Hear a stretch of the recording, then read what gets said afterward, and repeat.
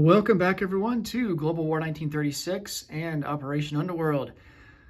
In this video, we're doing turn number 3 for the Commonwealth in France, but a little bit of housekeeping from the Japan turn. Last time around, we forgot to adjust the IPP value for the CCP and the KMT. So CCP is now at 2, KMT is now at 3. I think before both of them were at 6, if I remember correctly. So with the loss of some of their territory, their IPP value is down now. And then the other thing that we forgot to do is the roles for these warlords here. So we got a role for Sikang, Tibet, Sikang, Tibet, and Sikang. I'd already put out the KMT units, started to replace them, and then realized, oh wait, Sikang borders a CCP territory, so it does get a roll. So we've got 3 of these guys that we got a roll for to see if the warlord goes to either the KMT or the CCP. So let's go ahead and get that out of the way first. All right, so the way this works is I think a 1 to 6, it goes to the CCP, and then a 6 to a 12, it goes to the KMT. I'm actually going to double check that in the rule book real quick before we continue. I don't think it matters, just as long as it's 50-50 kind of thing.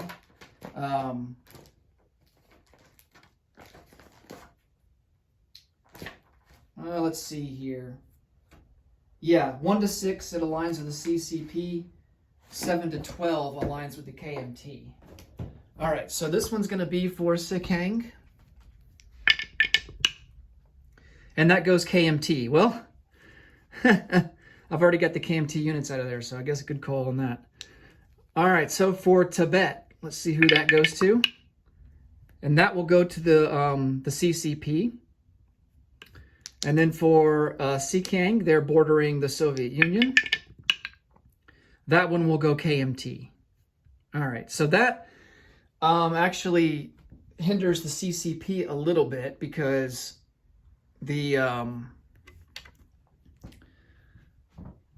Sikang, this territory right here, is going to be important for the CCP to receive lend-lease from the Soviet Union. The Soviet Union can build a railroad here bordering Sikang and their home country.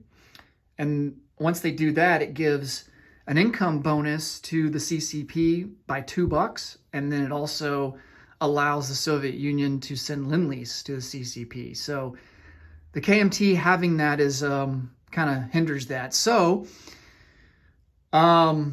I think for now, the CCP and KMT are going to agree to a truce. So they are no longer at war due to the escalation of warmongering by Japan.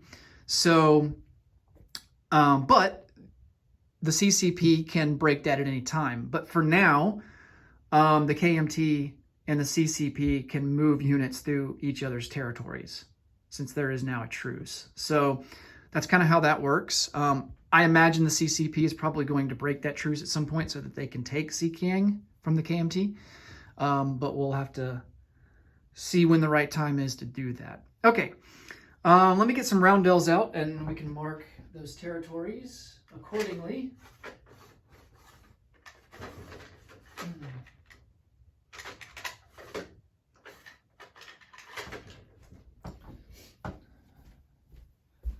All right, so, and I'll replace the sculpts off camera.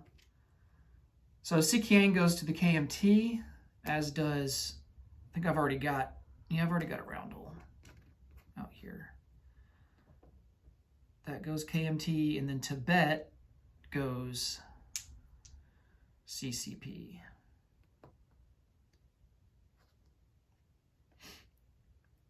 Okay.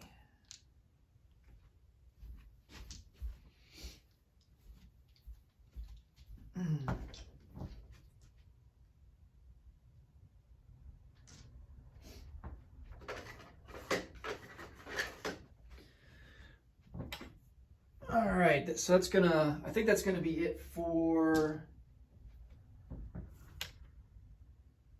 some of the corrections from last turn.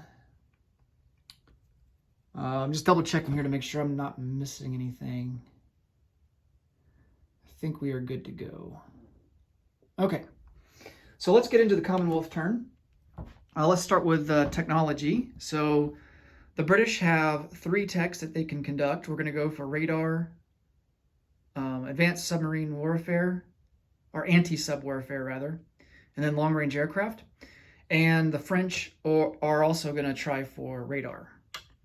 For purchases, the British are going to spend $3 and buy an infantry. They're going to spend $6, buy 3 militia, and then $4 and buy a AAA. For the Far East Command, they're going to spend $5 and start construction on a fortification. And then the Anzacs are going to spend $3 and purchase an infantry. And then for the French, they are going to spend $8 and purchase 4 militia. All right. So let's get into our tech rolls. And we'll go ahead and do the French tech roll while we're over here. But for now, here's the British. All right, looks like we only hit on one of them. And that is long-range aircraft. And even that, we barely made it at an 8. All right, so we move up a stage. Oh, wait. Oh, we can't do long-range aircraft. We're already at stage 2, and we can't advance beyond it. We have to wait until... Let me get the camera situated here so you can see. We have to wait until July of 1938, or July of 1939 rather, before we can attempt to move past stage 2. So we got to pick another tech to go for now. Let's try improve factories. All right, so we'll just say that that's improved factories, not a big deal, and we'll advance to stage 1 for improved factories. Okay. Let's do the French roll here. They are going for radar at a 7 or higher, and they get it with a 7. So they move up to stage 1.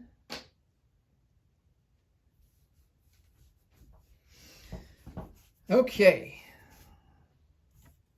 So no combat this turn. So let's move right into non-combat. And even then, I don't think we have a whole lot going on. This light cruiser that's in M2, he's going to come over 1-2 and join the East Mediterranean Sea Fleet here in M8.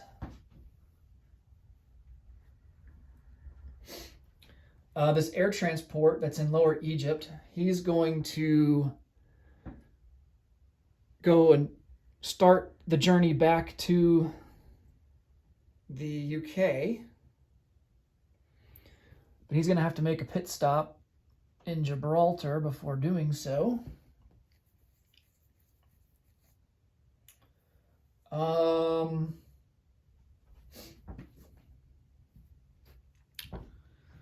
Let's see, what else?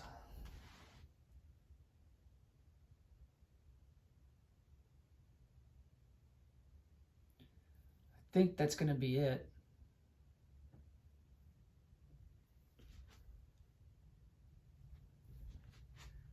Yeah, I think that'll be it for now. Okay, let's come over to the Far East Command. We're going to pick up 2 infantry in Calcutta.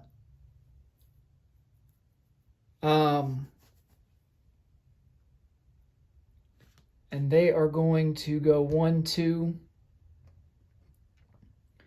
and drop them off into British Malaya. And then that transport will go into port. And then for the Anzacs, I don't think they have any moves that they want to do right now. So I think that's going to be it. All right. So let's go ahead and place some units.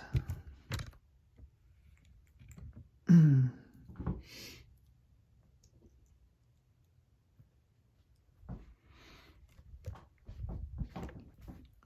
all of these units here for the UK will be placed down in Britain.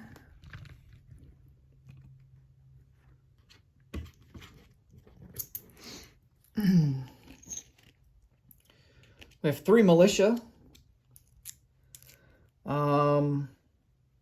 Let's see. 1 will go into southern England.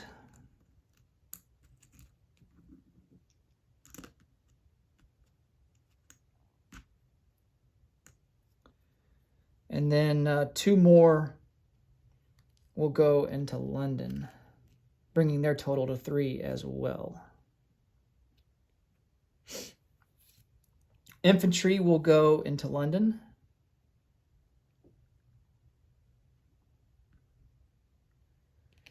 As will the AAA. All right, so for factories, let me kind of explain, because there's a limitation on how many units you can place down at a factory. And militia are not, militia do not take up factory slots to be deployed. So militia, that's the benefit of militia. They can be deployed anywhere on the map. There is a limitation. Like I mentioned in a previous video, there is a limitation with how many you can place in a territory based upon its IPP value, with the exception of home country. So home country, if I wanted to put 10 militia in London, I could, despite the fact that its IPP value is only 3. But they do not take up factory slots. As it stands right now, because we don't have improved factories, we have a limit of 5 for major factories, and how many units we can place down there. Medium factories is 3, and then minor factories, the limitation is only 1. And then basically that value doubles whenever you complete the research for improved factories. So minor factories, you'd be able to place down 2. Medium factories, you'd be able to place down 5, and then major factories would allow you to place down 8 units at one factory. So, so that's kind of how that rule works. Okay, let's place down, we need to get our fortification here on the build queue, and that will start at stage 2, and then we're gonna have to spend $5 on the next turn to complete it. And then we have our infantry that we will place down here in Sydney at this factory. And that is going to be it for the Commonwealth. Let me get a roundel for that fortification so we don't forget that it belongs to British, or to the Far East Command. Okay. Let's collect some income now. So the entire Commonwealth spent all of their money. There's nothing left over. The British will collect 16.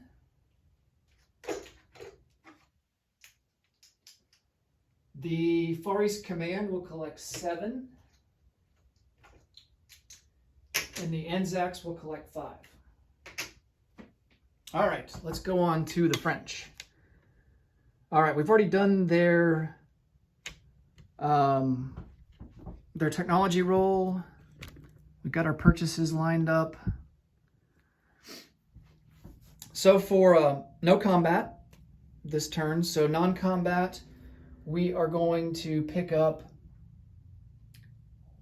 an infantry and a militia here in Syria, and they're going to move, we can move 3 spaces, so we're going to move 1, 2. The Italians would have the option to attack our transport if they want to, but they're going to decline. They're going to decline going to war, and then we're going to have to settle here in M3. All right.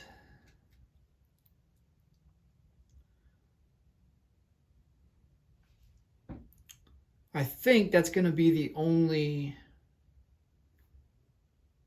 non-combat move we want to make. So let's go ahead and place our units down. We have 4 militia, and they're all going to go into Paris. And this rule kind of applies here in Paris as well, because this is considered home country. And so the IPP value is 3, but since it's home country, we can place down as many militia as we want. We could have like 50 guys in here if we wanted to. All right. So that is going to be it for France.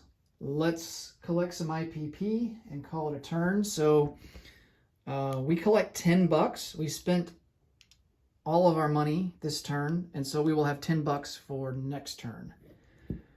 All right, that's going to do it for the Commonwealth. Next up will be Italy. Thanks so much for watching as always, and until next time, take care. Bye for now.